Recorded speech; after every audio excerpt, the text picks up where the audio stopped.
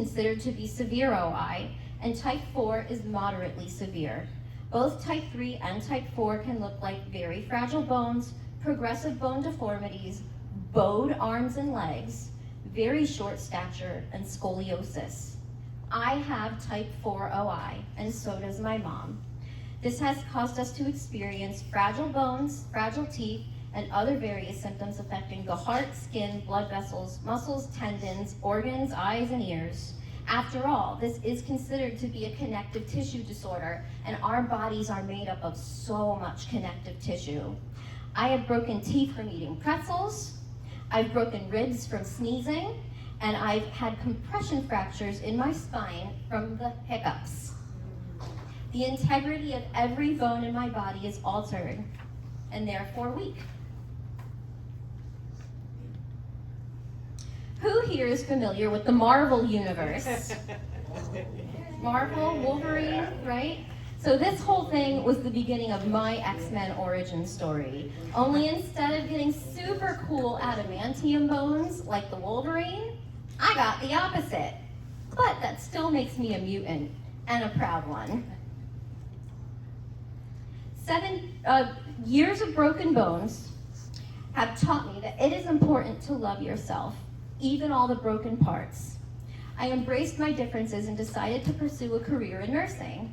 I was inspired by all the nurses who had made a positive difference in my own life, growing up frequently in the hospital.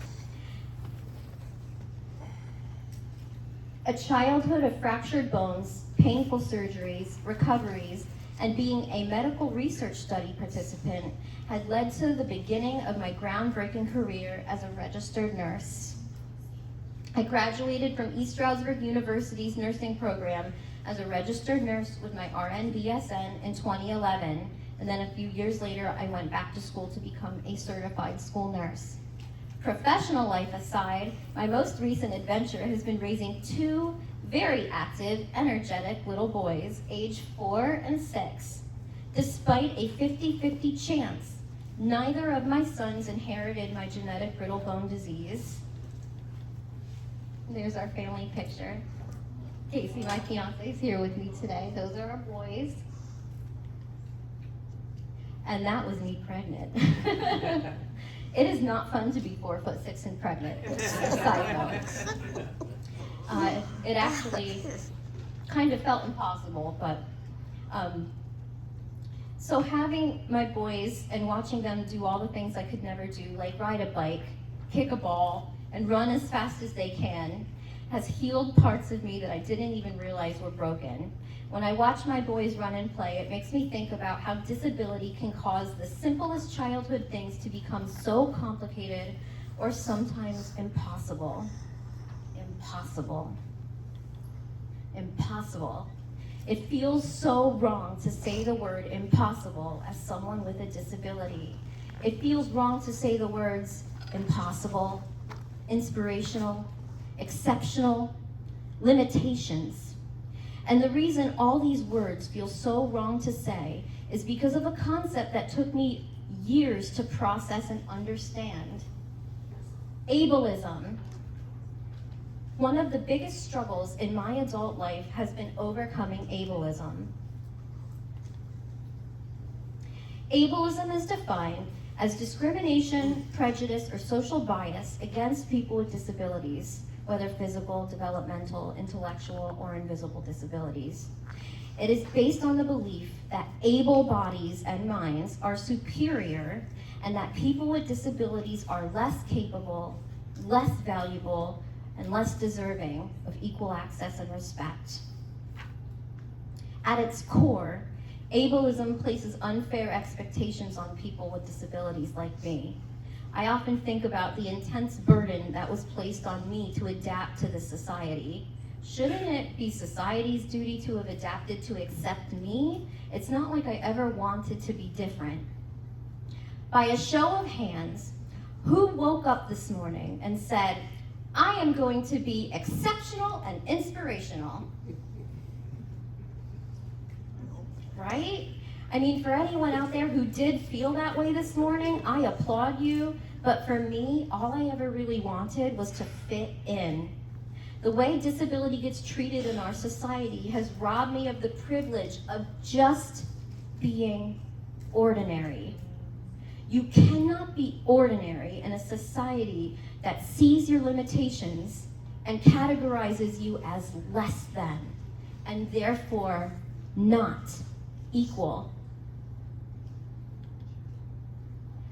My first run-in with discrimination occurred in high school when I wasn't chosen for a cast list in a musical because the directors stated, "We don't know what we're gonna do with you because you can't dance."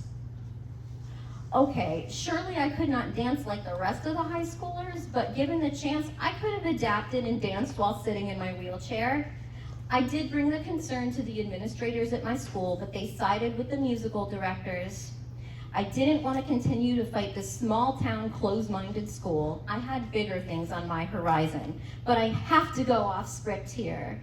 I was so moved to see Dr. Ball here today and hear her speak because she wrote on the slate of who I was and helped right a wrong by putting me on her cast list in a musical here at ESU, and it was a very big part, and it was awesome because I was included, and my disability was never even brought into question. It wasn't seen as a limitation, and in fact we embraced it and we kind of wrote it into the musical.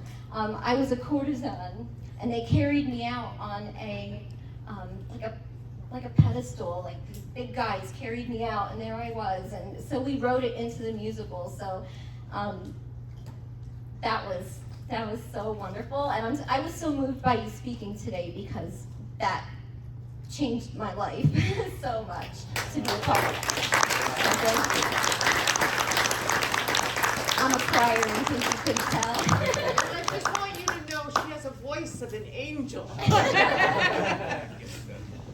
And she's pretty. Thank you. So that, the musical they didn't put me in, that was really my first taste of discrimination in high school. My second run-in with discrimination was probably the worst run-in I had, and it wrote on the slate of who I was forever, and not in a positive way. So picture this. I'm applying for college after high school. I graduated from high school summa cum laude. In fact, I was number 20 out of 636 students in my graduating class. Surely I could get into a college program on my own academic merit. I was forthcoming about my disability on the application to the nursing program. I wrote that I use mobility equipment, usually a rollator, walker, or a wheelchair. I was very proud to be accepted to the RN-BSN program and was looking forward to a thriving career. I had big goals and big dreams. I didn't just want to be a nurse. I wanted to be a great nurse. My very first nursing class, Introduction to Nursing 101, was just like any other class until my professor asked me to come up to her office after class was over. I looked around and realized I was the only student she had asked to come up to her office. I thought to myself, well, this could be really good or really bad. So we sat down, exchanged small talk, and then she threw her pitch. On behalf of the nursing faculty here, we would like you to pursue another healthcare-related field that isn't as physically demanding as nursing. You will be unable to meet the mobility requirements for the RN-BSN program. I asked her what other healthcare-related careers were offered at this university, to which she replied, health education.